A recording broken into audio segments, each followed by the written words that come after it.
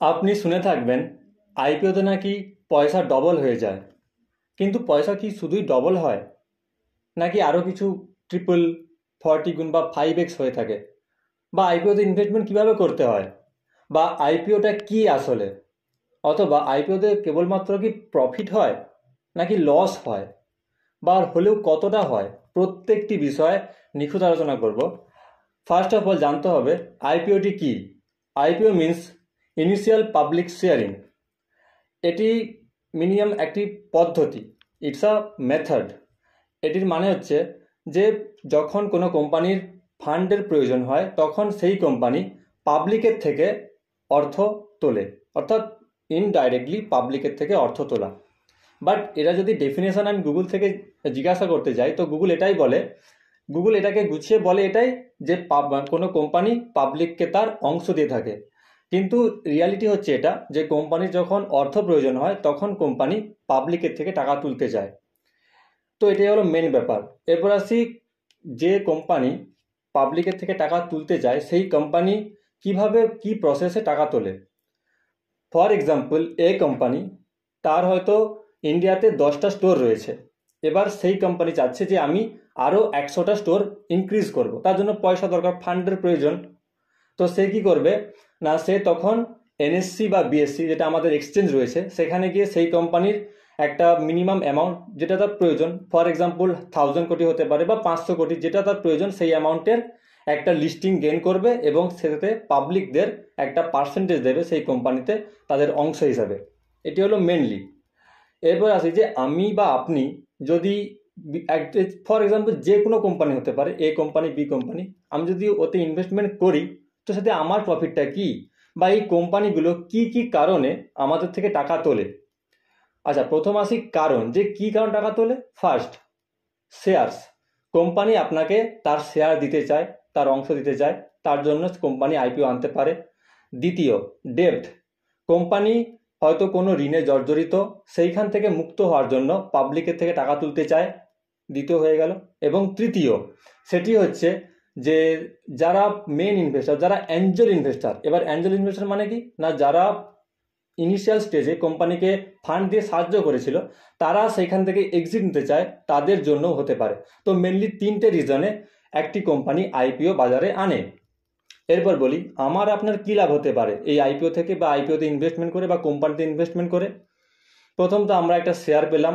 দ্বিতীয়, যে ওই কোম্পানির গ্রোথের সঙ্গে আমরাও জড়িয়ে থাকলাম। যদি কোম্পানি ফিউচারে ভালো প্রফিট করতে পারে বা ভালো মার্কেট ক্যাপ দখল করতে পারে, তো সেখান থেকে আমরাও পার্সেন্টেজ অবশ্যই পাবো, তাদের প্রফিটের থেকে আমরাও কিছু পাবো। তো এটি হলো মেনলি কি কারণে কোম্পানি আইপিও আনে এবং আমরা কি কারণে ওই কোম্পানিতে নিবেশ করব। এরপর আসবো আরও যে কি কি বেসিসে আপনি বা অন্য কেউ একটি কোম্পানিতে পার্সেন্টেজ পেতে পারেন, বা কতটুকু পার্সেন্টেজ পেতে পারেন। এডুকেশন সিস্টেমের মতো এখানেও কিন্তু বিভিন্ন কোটা রয়েছে। কোটা মিন্স যখন আপনি শুনে থাকবেন এনআইটি বা আইআইটি, প্রত্যেক জায়গাতে চান্স পাওয়ার জন্য লিমিটেড সিট থাকে, সেরকমই আইপিওতে আপনাকে যখন আপনি আপনার শেয়ারিংটা পাবেন কোনো কোম্পানিতে, সেখানেও কিছু কোটা ভাগ করা রয়েছে। ফার্স্ট কারা পাবেন, প্রথম যারা আসেন তারা হচ্ছে কিউআইবি, কোয়ালিফাইড ইনস্টিটিউশনাল বায়ার্স।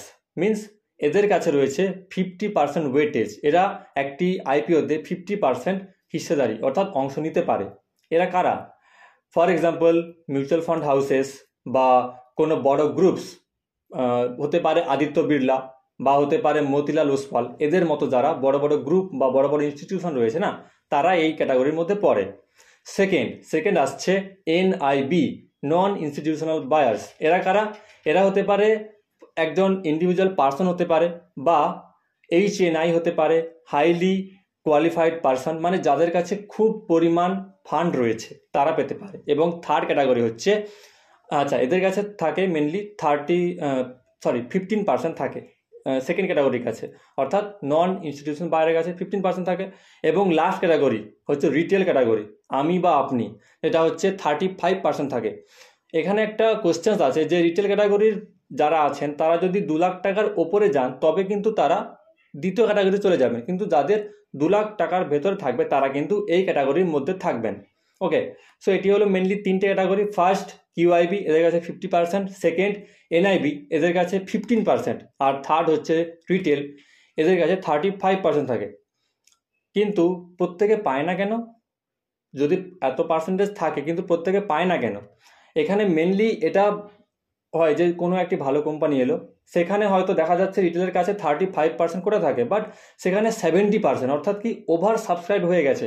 তখন কিন্তু কি করা হয় না, কম্পিউটার বেসড লটারি করা হয়, লটারি করা হয়। সেই লটারিতে প্রত্যেকের ভাগে একটা লটারি সিস্টেম, আপনার লাখ থাকলে আপনি পেয়ে যাবেন। তাই জন্যই প্রত্যেকে আইপিও কিন্তু পান না। কিন্তু কিছুদিন আগে একটা স্ক্যাম হয়েছিল, যেতে কি করেছিল একটা হ্যাকার, সেই ইনস্টিটিউশনাল অ্যাকাউন্টকে হ্যাক করে তাদের রিটেলারদের টাকাকে ইনস্টিটিউশনের মাধ্যমে আইপিওতে নিবেশ করেছে। সো কিছু কিছু স্ক্যাম তো রয়েছে, যারা যারা এই স্ক্যামের অন্তর্গত ছিলেন অবশ্যই কমেন্টে জানাবেন। তো এই হলো মেনলি তিনটি। এরপর আমি যাব যে যদি পাস্ট হিস্ট্রি আমি দেখি, যে পাস্টে যে যে আইপিওগুলি আসছে সেই সব আইপিওতে কীরকম পারফরমেন্স দেখা যায়, বা সেই সব আইপিওর যদি লিস্টিং হওয়ার পরও কীরকম গ্রোথ দেখা যায়, তো সেরকম কিছু রিসেন্ট বা আগেও যদি দেখা যায়, ফর এক্সাম্পল টাটা টেকনোলজিস, যেটির লিস্টিং প্রাইস ছিল 485 কাছাকাছি, কিন্তু যখন এনএসসিতে বা বিএসসিতে লিস্ট হয়ে যায় তখন প্রাইস চলে গিয়েছিল 1193 বা 1200 কাছাকাছি, মোটামুটি 130%, মোটামুটি কিছুদিনের মধ্যে এত পার্সেন্টেজ গেইন দিয়ে দিল। আবার কিছু দেখা যায় যে কিছু কোম্পানি ভালো কোম্পানি কিন্তু লিস্টিং হয়েছে ডাউনে, অর্থাৎ লিস্টিং প্রাইস হয়তো যখন বিডিং প্রাইস হয়তো 500, কিন্তু লিস্টিং হয়েছে আপনার 485 বা 450, একটু ডাউনে ওপেন হয়েছে, বাট তারপরে কিন্তু খুব একটা বড় র্যালি করেছে। ফর এক্সাম্পল জুবিল্যান্ট ফুডওয়ার্কস লিস্টিংয়ের সময় একটু ডাউনে ছিল, বাট এখন এটা প্রায় 3000 গুণ রিটার্ন দিয়ে ফেলেছে। তো এরকম কিছু কোম্পানি থাকে। তো অবশ্যই আপনাদের কোম্পানির ফান্ডামেন্টাল, টেকনিক্যাল নিউজ এবং কোম্পানির মার্কেটে কত পরিমাণ দখল করে আছে, প্রত্যেক জিনিস অ্যানালাইসিস করার পর ইনভেস্টমেন্ট করতে হয়। আর এখানে না দুরকম ক্যাটাগরির পিপল থাকে। এক ক্যাটাগরির পিপল যারা আইপিওতে নিবেশ করেন, তারা কিন্তু সঙ্গে সঙ্গে বেরিয়ে যান। আরেকজন থাকেন, তারা হচ্ছে আইপিওতে নিবেশ করেন এবং লং টার্মে চিন্তা করেন, তারা হচ্ছে মেনলি ইনভেস্টার। কিন্তু যারা মেনলি আমি এটাই করি যে আমি যদি একটা আইপিওতে নিবেশ করি, সঙ্গে সঙ্গে যদি লিস্টিং গেন আমি পেয়ে যাই, সঙ্গে সঙ্গে আমি এক্সিট করে দিই। কিন্তু যারা ইনভেস্টার তারা কিন্তু ইনভেস্টমেন্ট করতে থাকেন এবং ভালোভাবে গেইন পেতে থাকেন। আর একটি গোল্ডেন রুল বলে রাখি, যে যখন কোনো আইপিও আপনি হয়তো লিস্টিং পেলেন না, বাট যখন ওটা লিস্টিং হচ্ছে তার 1 বছর পর কিন্তু আপনি ওই কোম্পানিতে ট্রেড করতে পারেন। কিন্তু ওই ইনিশিয়াল স্টেজ যে 1 বছর থাকে ওইখান থেকে দূরে থাকতে হবে, কারণ ইনিশিয়াল স্টেজে কোম্পানি কিন্তু লসেস ফেস করে এবং অনেক আপস অ্যান্ড ডাউনস থাকে। কেউ হয়তো হিউজ কোয়ান্টিটিতে বেচে দিচ্ছে বা কেউ হয়তো হিউজ কোয়ান্টিটি কিনে ফেলছে, প্রচুর আপস অ্যান্ড ডাউনস থাকে। তো 1 বছর স্টেবল হওয়ার পর আপনি সাথে এগোতে পারেন। তো এই হলো ফুল আইপিওর ডিটেলস। তো অবশ্যই ভিডিও ভালো লাগলে লাইক করবেন এবং শেয়ার করবেন।